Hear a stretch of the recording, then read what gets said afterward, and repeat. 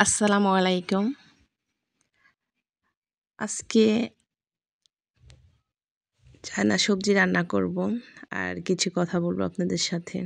আজকে অনেকে আমার রান্নাটা দেখে রান্না করতে পারেন চায়না সবজি। অনেকে যারা ডায়েট করেন, ভাত খান না, তারা এই চায়না সবজিটা আপনারা খেতে পারেন। এখানে ৫ ধরনের সবজি লাগে। এখানে গাজর নিয়েছি কেটে পাতলা পাতলা করে, আর নিয়েছি পেঁপে, ফুলকপি, চাল কুমড়া, আর নিয়েছি চিন্তন। এগুলো কিন্তু সবকিছু পাতলা পাতলা করে কেটে নিতে হবে। আর অনেকে আছে যে চায়না সবজিটা খেতে পছন্দ করেন। এখানে কিন্তু আমি মুরগির গোশত নিয়েছি পাতলা পাতলা করে কেটে। আমি কথা বলি আর রান্না করি।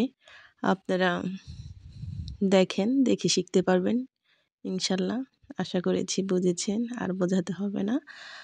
আর আমি এখন রান্না করব আর আপনাদের সাথে কথা বলবো। আপনাদের সাথে কথা বলতে আমার ভালো লাগে। যখন আমার মন খারাপ হয় তখন কথা বলি।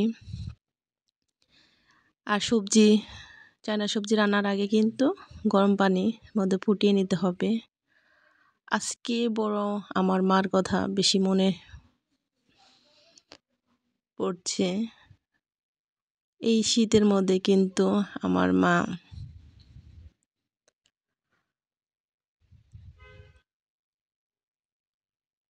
কথা বলতে অনেক কষ্ট হচ্ছে।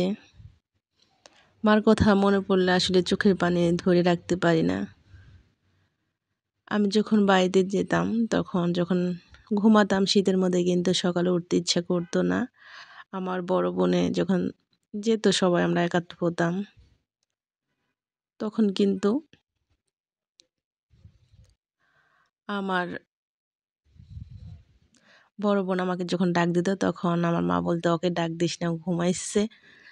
আমার বড় বোন বলতো যে না, একটু হেঁটে আসি, ভাল লাগবে। আর সকালে হাঁটতে কিন্তু ভালো লাগে। আমি আবার নামাজ পড়ে সকালে ঘুমাতাম। মা বলতো যে ওরে ডাক দিও না, ও ঘুমাক। তারপরে যদি আমাকে জোর করে ডেকে নিত, ডেকে যে চল যা হেঁটে আসি, পরে হাঁটতে নিয়ে যেত। তখন একটা কথা বেশি মনে পড়ছে, আমার হাতের দিকে আংটি পড়ে গেছে। পরে আবার মারে বললাম যে মা, আমার হাতে আংটিটা পড়ে গেছে, পাচ্ছি না। পরে আমার বড় বোনকে দোষ দোষ দিয়েছে যে হ্যাঁ, ওরা যদি না ডাক দিয়ে নিতি তাহলে তোর আংটিটা হারাতো না। অবশ্য সেই আংটিটা পেয়েছিলাম, বিছানার মধ্যে ছিল। কোনো কিছু হারালে কিন্তু কেউ যদি আমার ডাক দিত, তাহলে মা তার দোষ দিত। বারবার আজকে মনে পড়ছে। আর শীতের সময় আসলে মেয়েদের সংসার করলে অনেক কিছুই করতে হয়, কাজ করতে হয়। আর সবজিটা কিন্তু আমি উঠিয়ে নিয়েছি ঠান্ডা পানির মধ্যে, উঠিয়ে নিচ্ছি। আর এই পানির মধ্যে কিন্তু আমি বরফ দিয়ে নিয়েছি।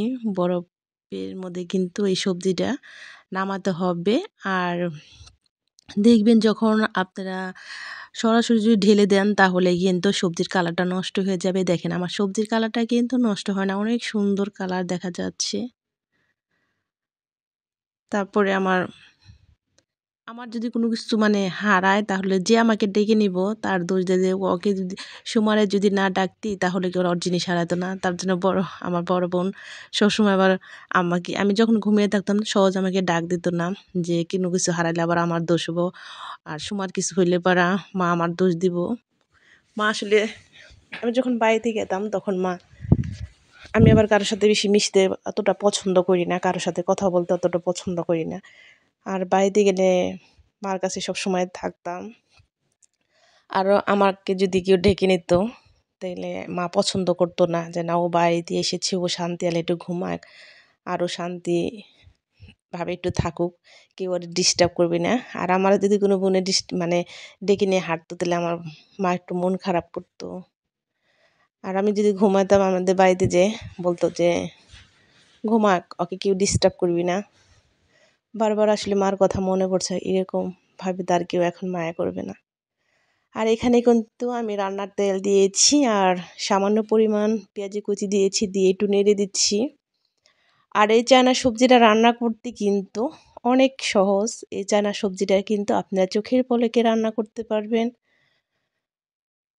আর এখন শীতের সময় সবজি কিন্তু এখন অনেক বেশি দাম কম, আপনারা যখন তখন রান্না করে খেতে পারবেন। এখানে এলাচি আর দারচিনি দিয়েছি, এখন দিয়ে দিচ্ছি বাকি মশলা। এখানে পেঁয়াজ বাটাটা দিচ্ছি, আর অবশ্যই পেঁয়াজ বাটাটা কিন্তু দিতে হবে, না দিলে কিন্তু এই চায়না সবজিটা ভালো লাগবে না খেতে। আদা বাটা, রসুন বাটা, পেঁয়াজ বাটা এগুলো কিন্তু সব কিছু দিয়েছি 1 টেবিল চামচ করে। আর পেঁয়াজ বাটাটা একটু বেশি করে দিতে হবে। দেখেন এই চায়না সবজিটা রান্না করতে এত সহজ, আর আমার তো এই চায়না সবজিটা রান্না করতে অনেক বেশি ভালো লাগে, আর আমাদের বাসায় সবাই বেশি পছন্দ করে এই চায়না সবজিটা।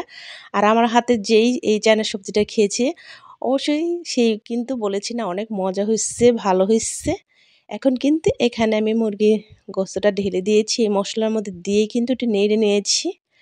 আর দেখেন এই চায়না সবজি কিন্তু অনেকেই রান্না করতে পারেন না, যারা রান্না করতে না পারেন তারা আপনারা রান্না করে নেবেন। দেখেন এটা কিন্তু অনেক সহজ একটা রান্না। এখন দিয়ে দিচ্ছি কিছু কাঁচামরিচ, দিয়ে কিন্তু আবারও এই মুরগির গোশতটা নেড়ে চেড়ে দিচ্ছি। এই চায়না সবজিটা কিন্তু খেতে অনেক বেশি ভালো লাগে, এবং যে একবার খাবে সে আবারও রান্না করে খেতে চাবে। আর আমি অনেক সহজভাবে চায়না সবজিটা রান্না করাটা দেখাচ্ছি আপনাদের। ইনশাল্লাহ আপনারা এই চায়না সবজিটা একবার হলেও বাসায় রান্না করে খেয়ে দেখবেন, অনেক ভালো লাগে কিন্তু এই চায়না সবজিটা খেতে। এখানে আমি ধনিয়া সস দিয়ে দিয়েছি, আর দিয়েছি লাল মরিচের গুঁড়ো। লাল মরিচের গুঁড়োটা 1/2 টেবিল চামচ দিয়েছি, আর ধনিয়ার গুঁড়োটা 1 টেবিল চামচ দিয়েছি। আর তেলের পরিমাণটা কিন্তু আমি অল্প দিয়েছি, আর দেখেই বুঝতেছেন আজকে কথা বলতে অনেক বেশি একটু কষ্ট হচ্ছে। আজকে অনেক বেশি মার কথা মনে পড়ছে। বাড়িতে গেলে মা অনেক যত্ন করতো, অনেক ভালোবাসতো। এই ভালোবাসাটা আর কারো কাছে পাচ্ছি না। মা সবসময় কিন্তু আমি সবসময় মার কাছে থাকবো, মার কাছে শরীর ঘেঁষতাম। মা আমাকে খুব পছন্দ করতো। কেউ ডাক দিলে পারা আমার মা পছন্দ করতো না কারোর সাথে, যে সুমা বাড়িতে এসেছি আমার সাথে থাকবে, কথা বলবে।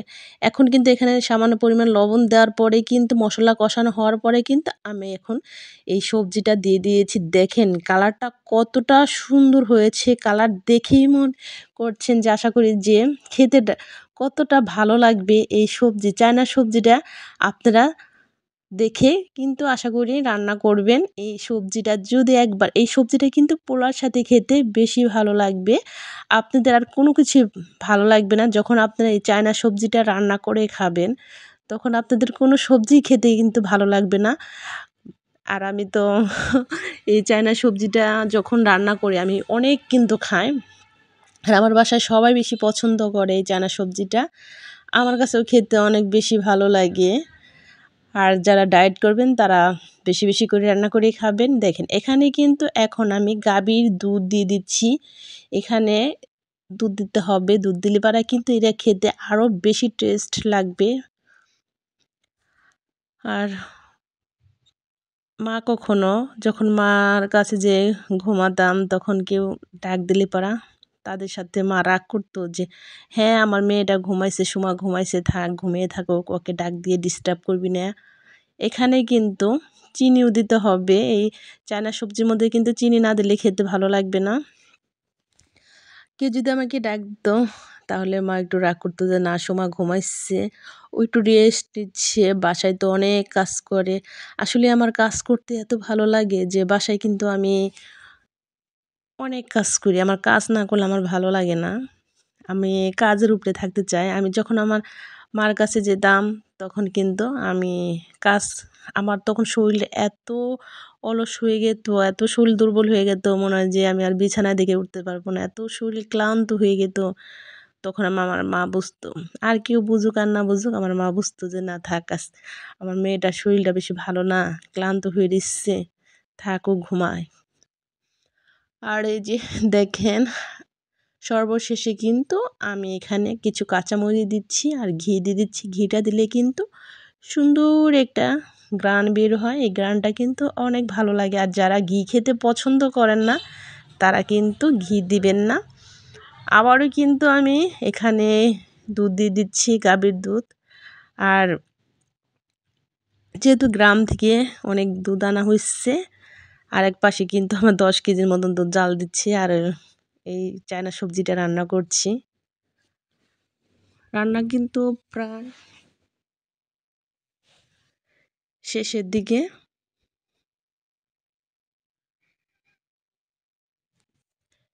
এখন কিন্তু আবার লেবুর রস দিয়ে দিচ্ছি। এই শীতে আমার মার কথা অনেক বেশি মনে পড়ছে। আর আমার মা এই শীতেও বেঁচে ছিল। জানুয়ারি মাসেও বেঁচে ছিল, ফেব্রুয়ারি মাসে মা মারা গেছে ২৬ তারিখে। দিন যাচ্ছে আর মার কথা মনে পড়ছে বেশি বেশি। আজকে মার কথা অনেক বেশি মনে পড়ছে।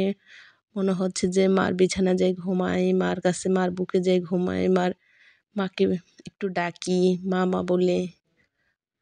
মনটা জানি কেমন ছটফট করতেছে, ভালো লাগতেছে না। এই তো আমার সবজিটা রান্না করা হয়ে গেছে, চায়না সবজিটা। দেখতে কিন্তু অনেক সুন্দর হয়েছে, খেতেও অতটা ভালো হয়েছে। আপনারা সবাই আমার জন্য দোয়া করবেন, আপনাদের জন্য আমি দোয়া করব। ভালো থাকেন আপনারা।